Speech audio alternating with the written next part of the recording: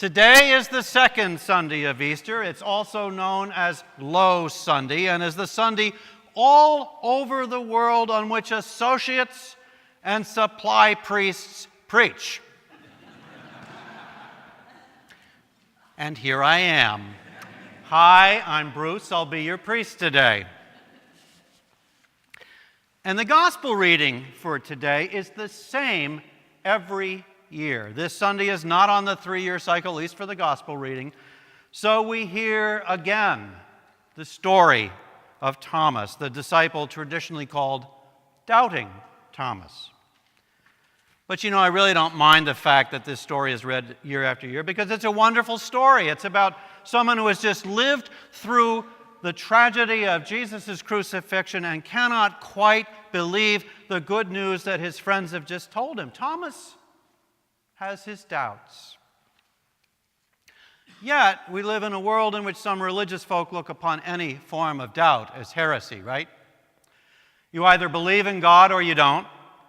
You either believe that God created the world in 7 days or you don't. You either believe in the virgin birth or you don't. You either believe that Jesus walked on water and changed water into wine or you don't. You either believe that Jesus physically rose from the dead or you don't.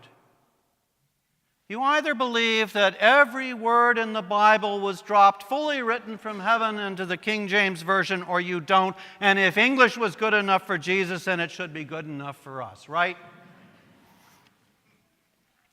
And if you don't believe as you are supposed to believe, well, then most likely you're going straight to you know where, that place those 2 billboards on I-71 mention. There is no room for doubt in true Christianity. Well, some folks would scare us into believing that.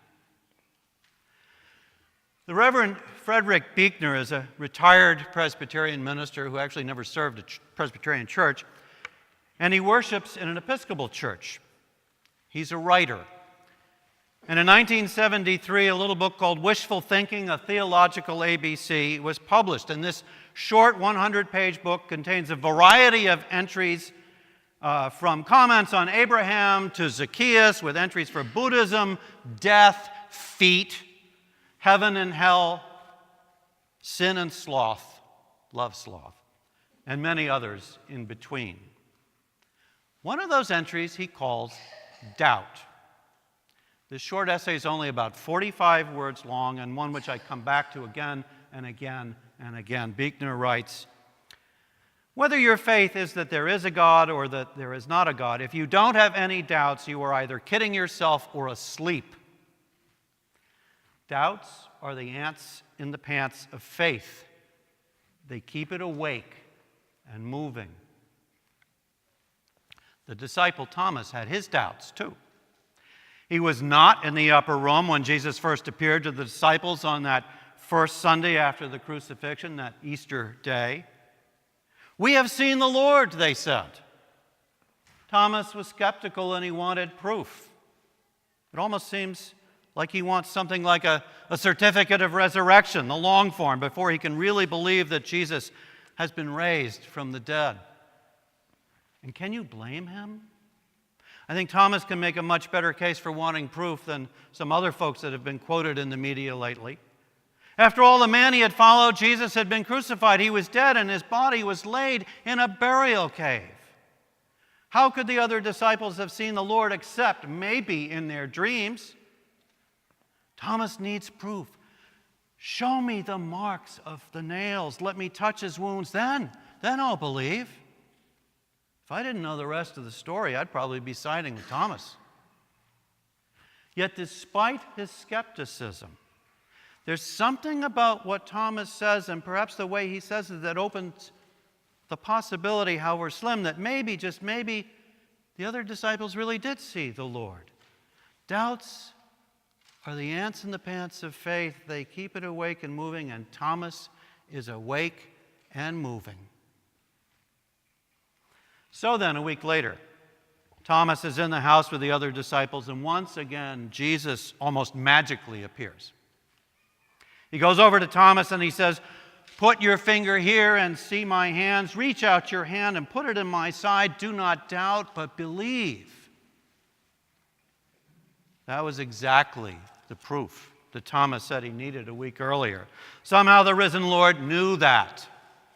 The risen Lord knew exactly what proof Thomas needed to believe.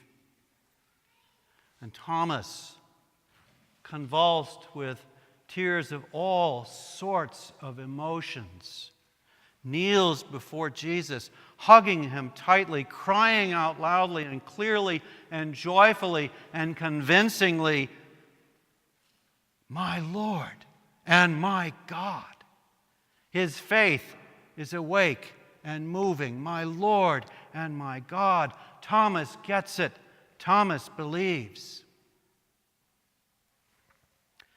But then we're faced with what seems to be a rebuke by Jesus, who says to Thomas, "Have you believed because you've seen me? Blessed are those who have not seen and yet have come to believe." Now, it's long been assumed that Jesus is praising the disciples who saw the risen Christ the week before, but at the same time taking Thomas down a peg for doubting what they said and asking for proof. But is this really a rebuke?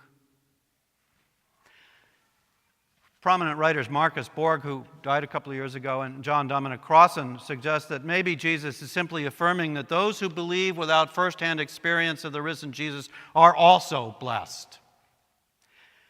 And in a similar vein, another writer says, the beloved disciple believed that with no evidence of an empty tomb, Mary Magdalene believed because of a word, and the 10 disciples believed because they saw the Lord, but for the absent Thomas, faith could only come with difficulty.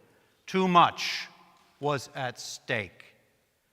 For some, faith is as gentle as a child on a grandmother's lap, but for others, it is continual wrestling with doubt. And there's that word doubt again.